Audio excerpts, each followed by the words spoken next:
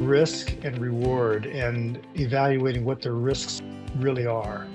And I believe most anyone can identify risks such as inflationary risk or supply chain risk or interest rate risk. I mean, there's a finite number of risks that I sometimes, in fact, will ask in a seminar wealth advisors to write down, and they do. They write down, the risk of fire, the risk of earthquake, the risk of the loss of income. And so they write these down and they get to the bottom of the list, and there's usually about 7 or 8 lines for the most aggressive that they are able to identify in terms of risks of real estate.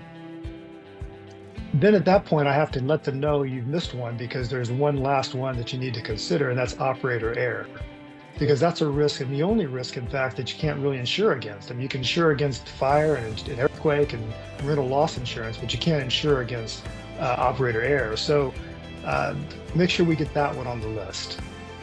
In all of those risks, the one that you have to be most careful about is operator error.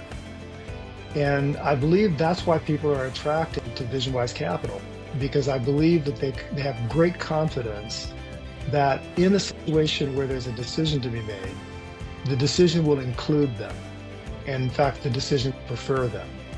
I believe that's really the honesty that they bring to me when I call them with news such as interest rates have increased and we're going to have to trim the distributions because we have more net operating income needed to pay the mortgage.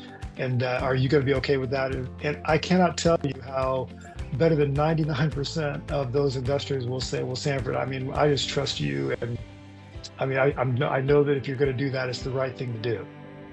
So I'd say that there's peace of mind in that.